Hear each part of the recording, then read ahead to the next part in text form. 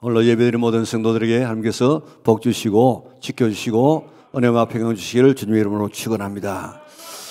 요즘 대선을 앞두고 무속에 대한 이 논란이 대단히 뜨겁습니다. 여야 할 것 없이 다 무속인을 찾아가고 자문을 구하는 것 같은데 서로가 다 무속인에게 연결되어 있는데도 불구하고 계속해서 무속에 기댄다, 그러면 안 된다 하고 비난하는 것을 보면 저게 참 내로남불이구나 하는 사실을 알 수가 있습니다.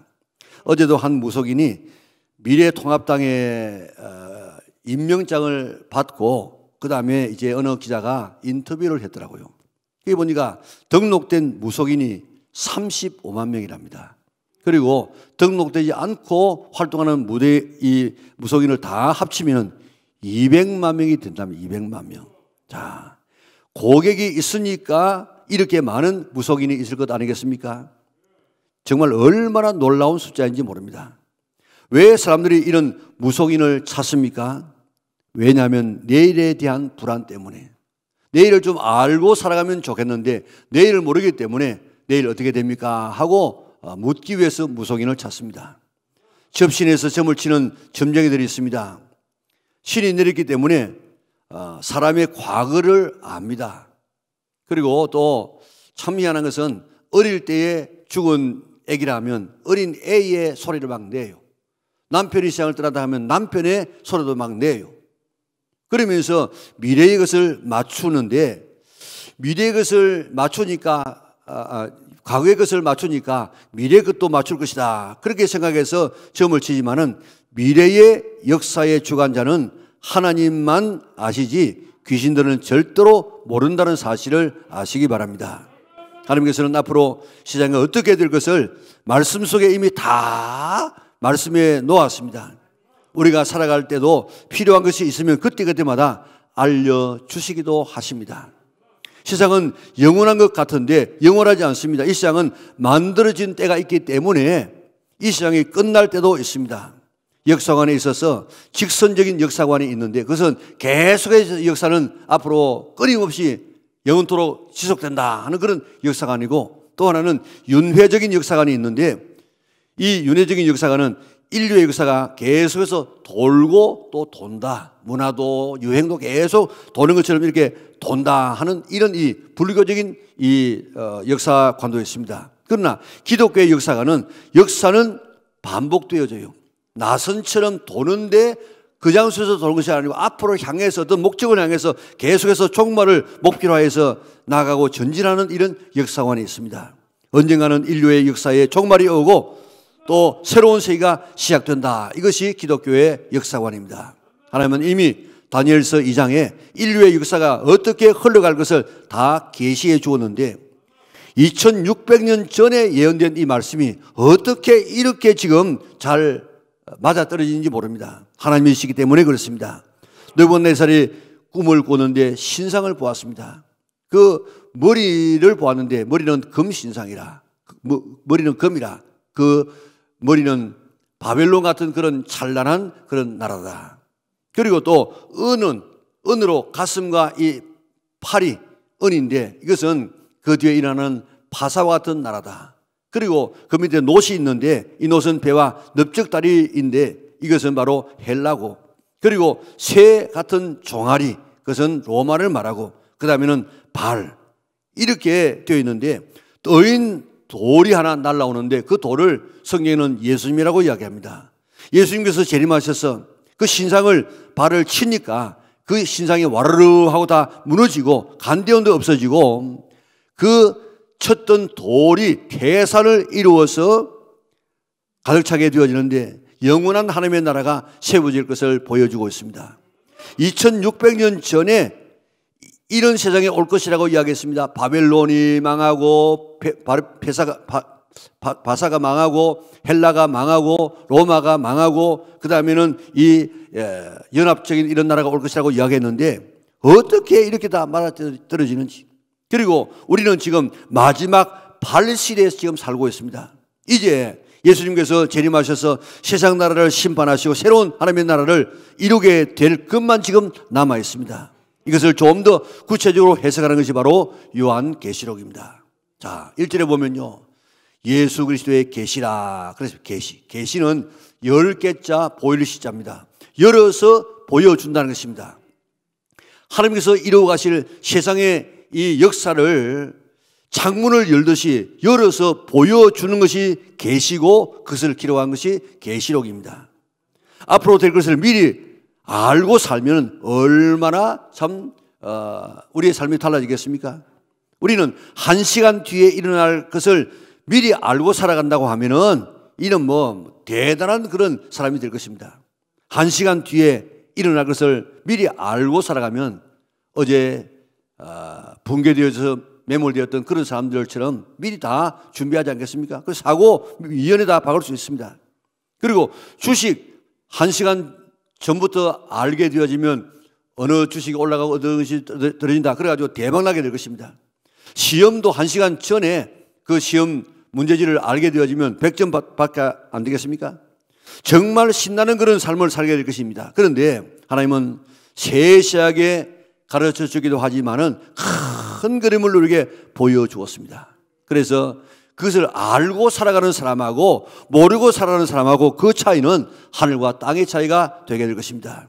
우리는 복받는 사람인 줄 믿으시기를 바랍니다. 왜 그렇습니까? 계시를 받았어요. 장차 될 세상의 모든 것을 열어서 우리에게 보여주고 우리는 알고 살아가는 사람이기 때문에 우리는 복받는 사람인 줄 믿으시기를 바랍니다. 예수님께서 앞으로 역사가 어떻게 흘러갈 것인가 종말에 대한 말씀을 하셨습니다. 마태복음 24장을 우리는 소계시록이라고 하는데 예수님 재림하시기 전에 여러 징조가 나타나게 될 것을 말씀합니다. 특별히 환란이 일어나게 된다. 지금 많은 나라에서요, 지금 예년에 없었던 이런 환란이 지금 일어나고 있습니다.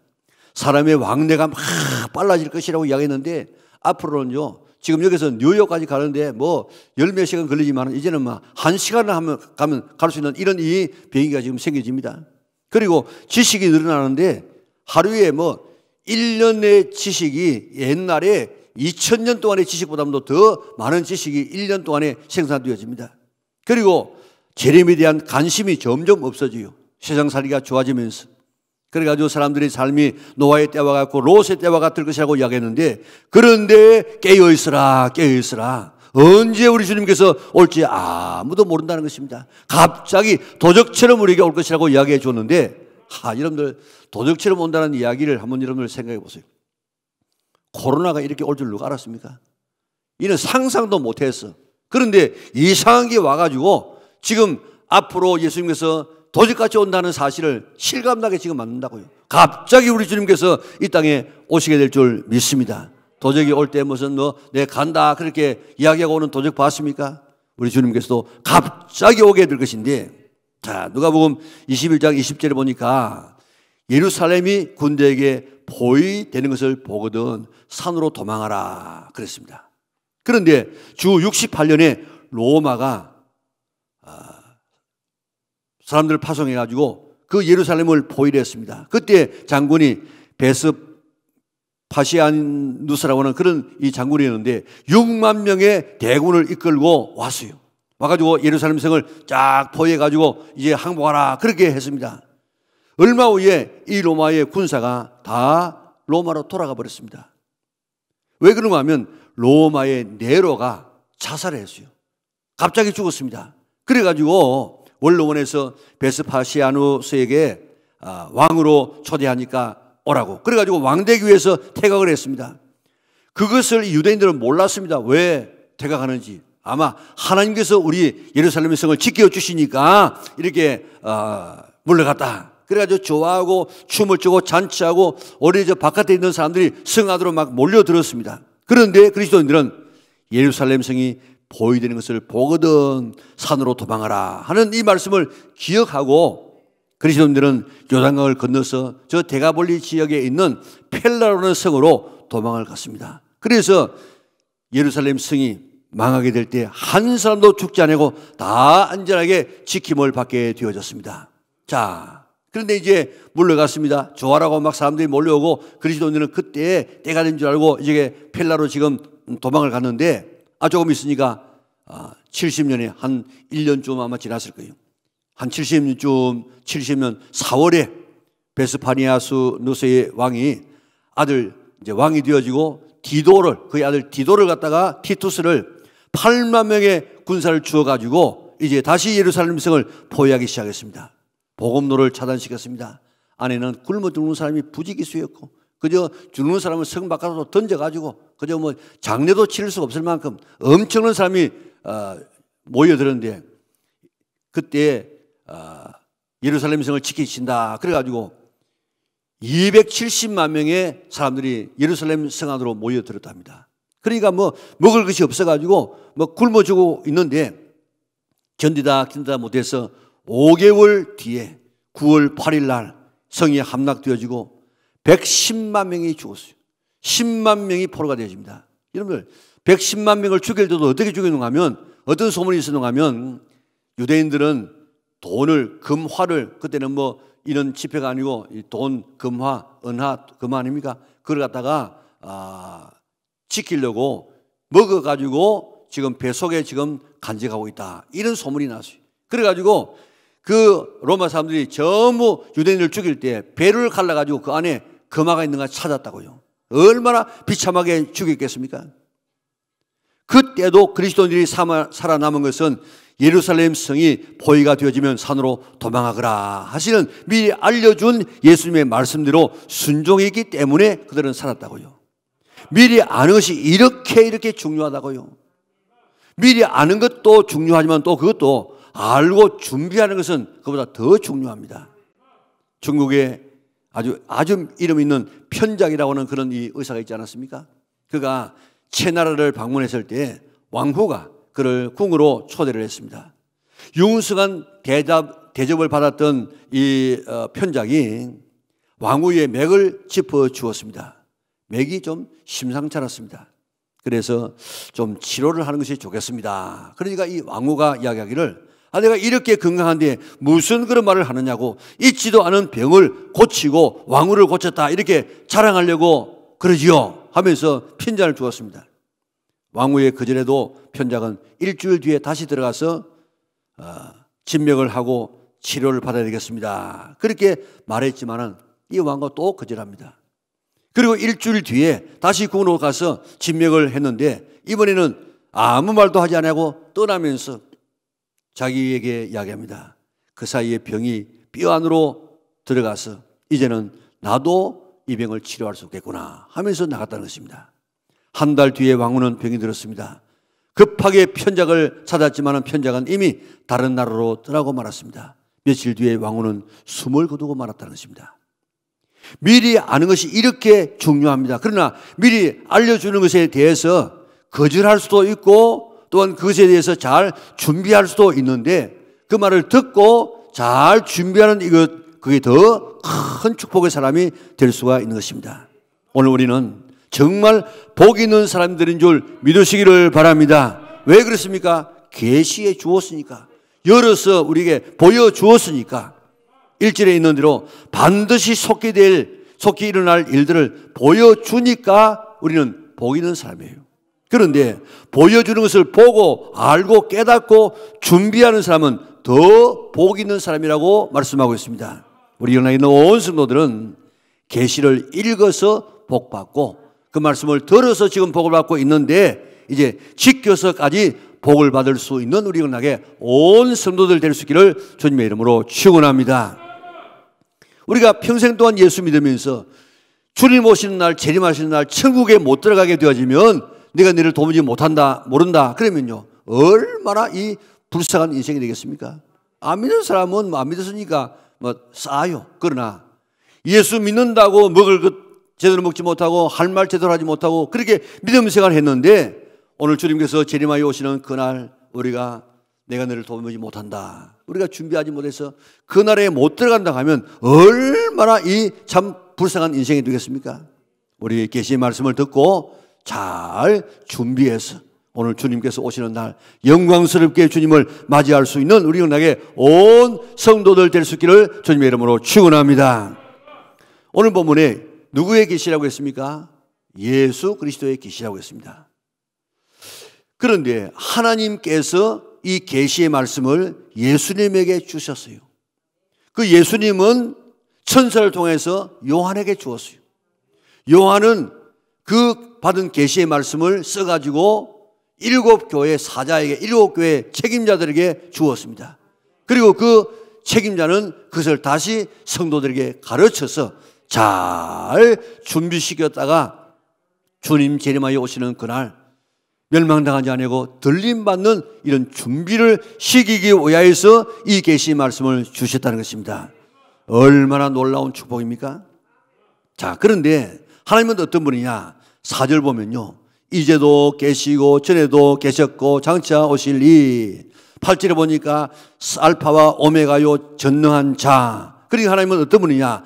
알파와 오메가요, 이제도 계시고 전에도 계셨고 장차 오실리 전능한 자. 다시 말하면 하나님은 불변하시고 영원하시고 심판주가 되시고 그리고 전능하신 하나님, 이런 대단한 하나님이 오늘 예수님에게 계시를 주었어요. 뭐하라고? 우리한테 주어가지고 우리가 준비하라고. 그리고 예수님이 어떤 분이냐? 5절에 보면요, 충성된 증인이라. 죽기까지 하나님께 복종하신 충성된 일꾼, 죽은 자 가운데서 먼저 나시고 사망 권세를 이기시고 부활의 첫 열매가 되신 예수님, 땅의 임금들의 머리가 되신 예수님은 만왕의 왕이 되신 예수님, 우리를 사랑하사 그의 피로 우리를 죄에서 해방하신 분, 그리고 6절에 보니까 우리를 나라와 재산으로 삼으신 분, 나라를 다른 번역에서는 통치자, 왕 이렇게 했습니다. 그러니까 우리를 오늘은 이게 별 볼품 없는 사람 같지만 하나님의 나라에서는 우리를 왕과 제사장으로 삼으신 예수님, 그리고 7절에 보면 구름을 타고 오시는 분. 자, 예수님은 이게 6가지 모습으로 보여주고 있는데, 먼저 충성된 증인이요, 사망 권세를 이기고 부활의 첫 열매가 되신 분이고 만왕의 왕이시고 그의 피로 우리를 죄 가운데서 사서 해방시킨 분이시고 우리를 하나님의 나라에서 왕과 제사장으로 삼으시고 우리를 구원하기 위해서 구름 타고 오실 분. 얼마나 대단하신 분이십니까? 하나님께서, 그 대단한 하나님께서 이 계시의 말씀을 이 예수님에게 주시고 예수님께서 천사들을 통해 가지고 요한에게 보여주시고 요한은 그걸 기록해 가지고 7교회 사자에게 보내고 그 사자는 자기 성도를 잘 가르쳐서 이제 하나님 나라에 들어갈 수 있는 이런 준비를 잘 갖추도록 이 계시의 말씀을 주었어요. 우리 말씀을 읽고 이 말씀을 듣고 이 말씀대로 잘 순종해서 준비 잘 하다가 주님 재림하여 오시는 그날 할렐루야 하면서 주님을 맞이할 수 있는 우리 영락의 온 성도들 될 수 있기를 바랍니다. 그런데 보여주신 계시가 어떤 것이냐? 반드시 속히 일어날 일들이라고 이야기했습니다. 1절에 보면요, 반드시 속히 될 일. 19절에 봅니까? 장차 될 일. 4장 1절에 보니까 이후에 마땅히 일어날 일. 22장 6절에 보니까 반드시 속히 이루어질 일. 그러니까 계속해서 반복되는 것은 반드시 뭡니까? 꼭 그리고 속히 멀지 않냐고 빠른 시간 내에 예수님께서 이루어 나갈 일들을 우리에게 보여주었다 이 말입니다. 그런데 반드시 속히 될 일이 뭡니까? 7인, 7나팔, 7대접을 통해서 이루어지는 7년 대환란, 전년 왕국, 예수님의 재림, 그리고 백보자 앞에서의 심판, 새하늘과 새 땅으로 인도되는 이 모든 이 과정들, 이와 같은 일들을 이루기 위하여서 예수님께서 재림하실 것이다. 그렇게 약속하고 있습니다. 7절 보세요. 우리 같이 한번 읽어보겠습니다. 볼지어다 그가 구름을 타고 오시리라. 각 사람의 눈이 그를 보겠고 그를 찌른 자들도 볼 것이요 땅에 있는 모든 족속이 그로 말미암아 애곡하리니 그러하리라. 아멘. 예수님께서 재림하여 오실 그때에 뭐 하기 위해서 오시느냐? 이 땅에서 악의 화신인 이 사탄을 멸하고 사탄을 따라가다가 범죄한 그런 사람을 다 모아가지고 영원한 심판받아서 지옥에 넣고 그리스도의 피로 구원받아서 의롭게 살아간 하나님의 자녀들을 다 모아서 천국에 들어가기 위하여, 다시 말하면 에덴 동산에서 잃어버렸던 하나님의 나라를 회복하시기 위하여서 예수님께서 이 땅에 재림하신다는 것입니다. 그런데 어떻게 오신다고 했습니까? 구름을 타고. 사도행전 1장 11절에 보면 예수님은 가신 그대로 구름 타고 오신다고 이야기했습니다. 그래서 여러분들 이 신천지에서는 공격합니다. 구름 타고 오신다고 했지 뭐 예수님께서 구름 타고 오시겠느냐, 그러면서 구름 타고 오지 않는다 그렇게 말하고 있는데 구름 타고 오실 수도 있습니다. 그런데 그 구름은, 여기서 말하는 구름은 이 보이는 이 구름도 되지만은 그 뒤에 나와 있는 것처럼 하나님의 그 임재를 지금 말하고 있습니다. 하나님의 영광을 말하고 있습니다. 출애굽기 40장 34절에 보면 구름이 회막에 덮였다 그랬는데 그 회막에 하나님께서 임재해 계셨다 그런 말이에요. 열왕기상 8장 10절에도 보면 구름이 성전에 가득했다 그랬는데 구름이 가득한 것이 아니고, 구름뿐만 아니고 그게 하나님도 거기에 임재해 계셨다. 마태복음 17장 5절에 보면 구름 속에서 하나님의 소리가 났다. 그 구름 속에 하나님께서 계셨다 그런 말이에요. 시편 104편 3절에 보면 하나님이 구름을 타고, 구름을 수레로 타고 다니신다고 이야기했습니다. 예수님께서 구름을 타고 오신다고 했습니다. 마가복음 13장 26절 볼까요? 그때에 인자가 구름을 타고 큰 권능과 영광으로 오는 것을 사람들이 보리라. 아멘. 구름을 타고 오신 말도 되어지지만은, 그러나 다른 말로 말하면 큰 권능과 영광으로 오신다는 것을 구름을 타고 오신다라고 표현할 수도 있다 이 말입니다. 여기서 구름을 타고 오신다는 것은 구름을 타고 오신다는 말도 되어집니다. 그러나 영광으로 오신다는 것입니다. 예수님께서 구름 타고 오시기 전에 일어나는 일들을 보면 그 영광이 무언가를 알 수 있는데, 마가복음 13장 26절에서 24절에서 26절 같이 한번 읽어보겠습니다.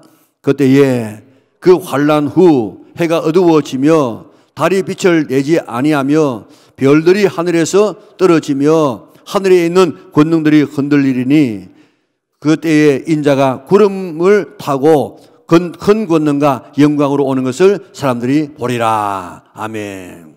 예수님께서 재림하시기 전에 해가 어떻게 된다고요? 빛을 잃어버려요. 달이 어떻게 된다고요? 빛을 내지 못해요. 별들이 어떻게 된다고요? 다 하늘에서 떨어집니다. 그러니까 세상이 어떻게 되겠습니까? 깜깜하게 돼요. 깜깜하게. 하늘에 있는 이 권능들이 흔들려서 중력과 같은 이런 자연 법칙이 더 이상 통하지를 않습니다.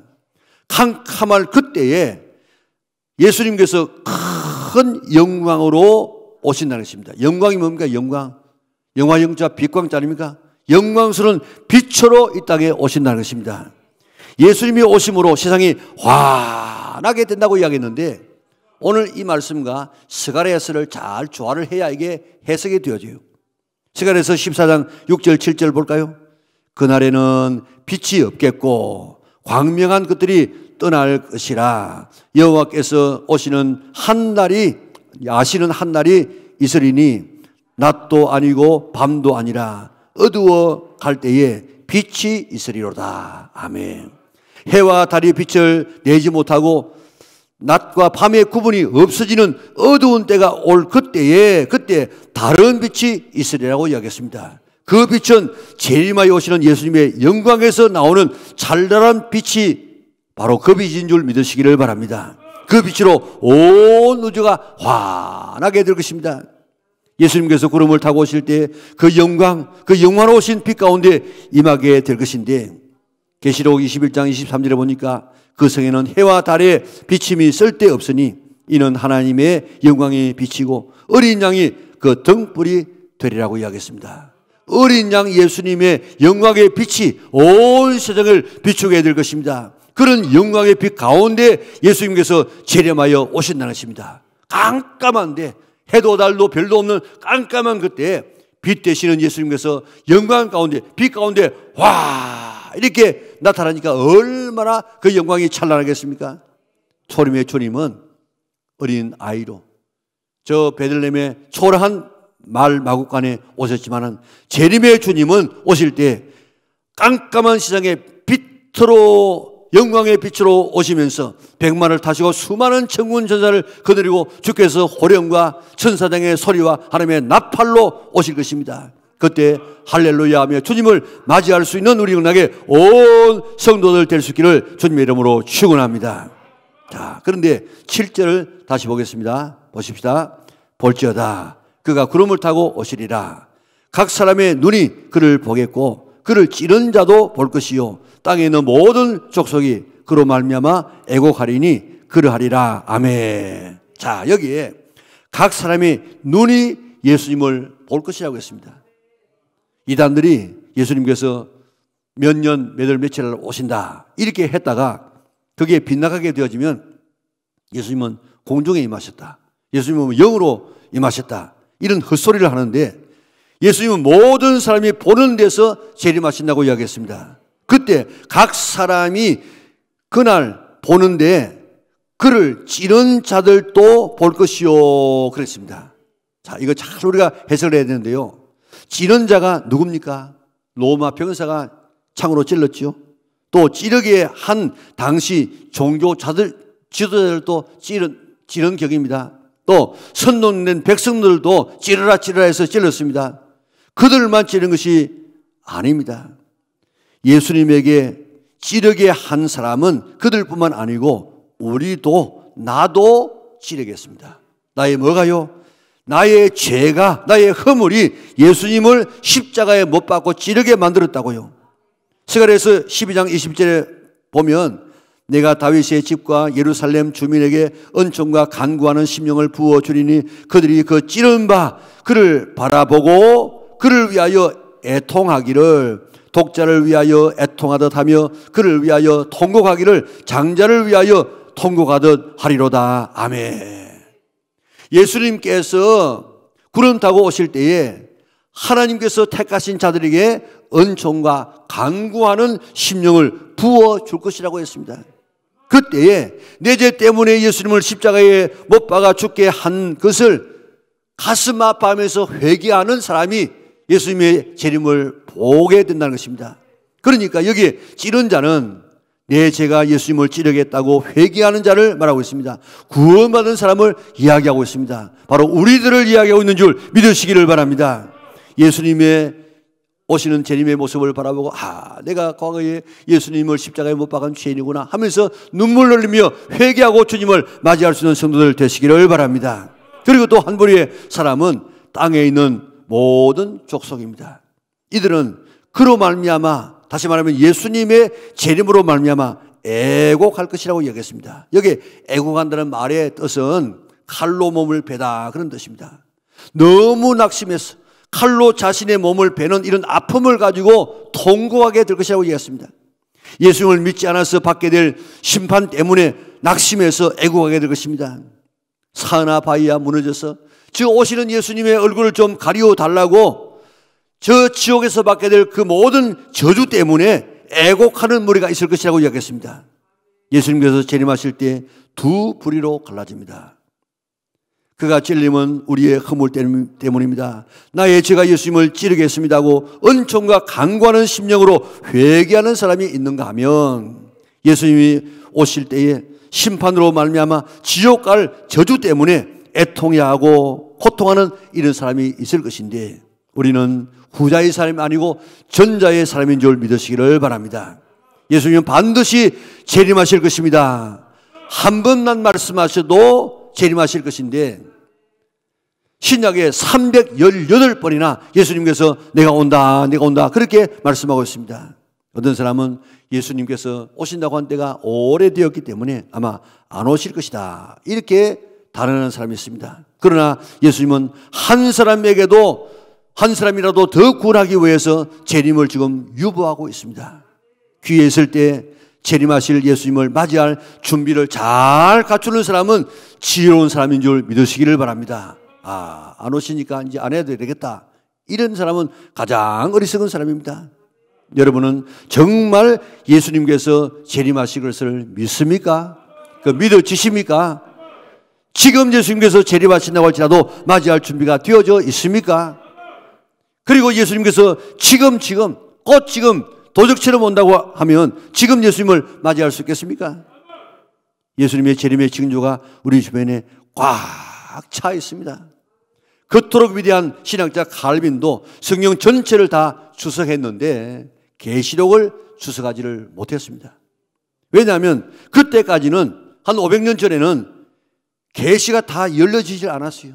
그래서 계시록 주석을 못 썼습니다. 이스라엘의 독립이 이루어지기 전에는 해석 안 되는 부분이 너무너무 많았어요. 그런데 1948년 5월 14일 이스라엘이 독립되면서 성경이 쫙 풀려지기 시작했습니다. 이스라엘이 독립되는 이 세대가 지나가기 전에 인자가 재림하여 오리라. 예수님께서 그렇게 말씀했습니다. 재림이 그만큼 지금 가까워졌어요. 지금도 재림을 준비해야 될 때가 되어졌습니다. 지금은 주님이 문 밖에 서 계시는 시간이라고 성경이 말하고 있지 않습니까? 문만 열면 재림이 바로 시작되어져요. 그래서 매월 마지막 주일은 계시록의 말씀을 가지고 나누려고 생각합니다. 우리가 이 시대에 정말 깨야 되겠다, 이런 생각을 가지고 마지막 주일은 꼭 계시록을 생각하면서 우리가 주님의 오심을 준비해야 되겠습니다. 이 예언의 말씀을, 이 계시의 말씀을 읽는 자가 복이 있다고 했습니다. 이 말씀을 읽고 재림을 준비하는 성도들은 더 복이 있다고 이야기했습니다. 예수님의 재림을 준비하고 있지 않는가? 예수님께서 오시는 날 받을 심판 때문에 애곡하는 자가 가장 불쌍한 자고 저주받은 자입니다. 오늘 집에 가셔서 계시록을 한번 읽어보시기를 바랍니다. 왜 읽어봐야 되겠습니까? 복 있는 사람 되려고. 읽는 사람이 복이 있다고 이야기했으니까. 연속극 한 번 안 보면 한 번 읽을 수 있습니다. 1시간이면 계시록, 아주 정도라도 1시간이면 읽을 수 있습니다. 꼭 약속하십시다. 오늘이거나 이번 우리 구정을 맞이해서 꼭 계시록을 한번 읽어보리라. 그렇게 결심할 수 있기를 바랍니다. 그래서 복받는 성도들 될 수 있기를 바랍니다. 재림에 오시는 예수님을 할렐루야 아멘 하면서 맞이할 수 있는 우리 영락의 온 성도들 될 수 있기를 주님의 이름으로 축원합니다. 미국의 아더머리 댄스 교습소에서 댄스, 이 춤 선생으로 일하던 한 젊은이가 있었습니다.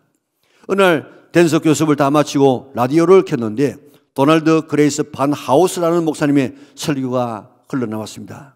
목사님께서 말씀하시기를, 이 세상을 떠나는 날 당신은 영원한 삶을 어디에서 보낼 것입니까? 하는 음성이 들렸어요.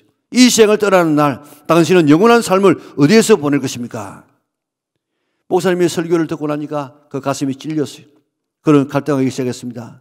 주님이 재림하시는 날 나는 어디에 있을 것인가? 나는 춤이나 가르치다가 주님의 재림을 맞이할 것인가? 그 순간 쾌락적인 자신의 삶을 청산하고 예수님을 믿기 시작했습니다. 그리고 신앙생활 잘했습니다. 나중에 목사님이 되었습니다. 전도 폭발이라고 하는 교재를 만들어서 세계적인 전도자가 되어졌습니다. 콜로리치 교회의 케네디 목사님이십니다. 나는 지금 살다가 예수님의 재림을 맞이할 수 있는가? 지금처럼 내가 하고 있는 이런 일들을 지금 하고 있다가 예수님을 내가 기쁨으로 맞이할 수 있는가?